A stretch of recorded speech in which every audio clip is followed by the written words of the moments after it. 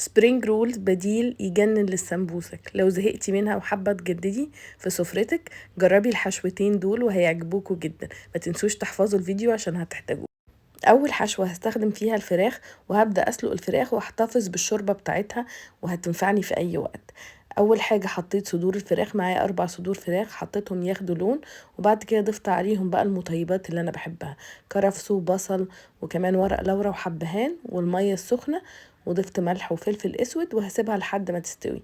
بعد كده للحشوة التانية، هنا معايا معلقة من الدقيق وعليها معلقة من السمنة او الزيت. بعد ما قلبتهم ضفت عليهم كوباية واحدة من اللبن وقلبتها كويس لحد ما دابت. وبعد كده طبعا هضبط الملح والفلفل الاسود، وهضيف كوبايتين من الجبنة المبشورة الموتزاريلا، او ممكن نستخدم اي جبنة تانية متوفرة عندنا، بس انا النهاردة هستخدم الموتزاريلا. وهقلبهم مع بعض، واول ما الجبنة تبدأ تسيح هقفل عليها وهضيف معلقة من حبة البركة وهقلبها كويس مع الجبنة. وبعد كده ده شكلها، عايزه اقول لكم بتطلع خطيره جدا، وشايفين المطه بتاعتها عامله ازاي تجنن. هسيبها على جنب وابدا اكمل حشوه الفراخ.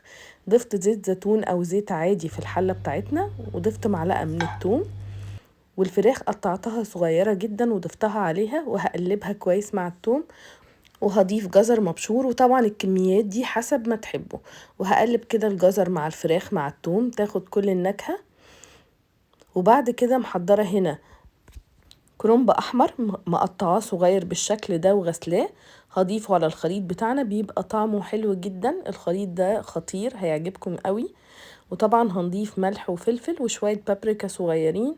ومكون النهاردة بتاعنا هو الباربيكيو صوص، ضفت نص كوباية من الباربيكيو صوص وهقلبهم كلهم مع بعض. والخليط بتاعنا كده خلاص جاهز. عايزة اقول لكم ريحته تجنن وبيبقى طعمه حلو قوي في السبرينج رولز. هنا معايا السبرينج رولز فيها مقاسين، مقاس كبير ومقاس صغير، سبتها بره ولازم نغطيها فوطة عشان ما تنشفش. وبعد كده حضرت خليط الدقيق مع المية، ده اللي انا هقفل بيه السبرينج رولز. بعد كده هنبدأ نلفها، بنلفها بالشكل ده. الاول هنا انا استخدمت الكبيرة، بلف الجوانب الاول كويس جدا عشان ما تطلعش الخليط ما يطلعش منها، وبقفلها بخليط المية مع الدقيق بالشكل ده زي ما انتوا شايفين. وبعد كده هنعمل كذا واحدة تانية كبيرة وصغيرة عشان تشوفوا الشكل بيبقى عامل ازاي، وبتتقفل بالشكل ده. هي سهلة جدا ما بتاخدش وقت، وبتطلع حلوة جدا وتغيير مختلف شوية عن السمبوسك. طبعا الكميات بتكون مفتوحة، اعملوا الكميات اللي تناسبكم. هنا معايا دي حشوة الجبنة بتطلع حلوة جدا جدا، برضو بقفلها بالشكل ده.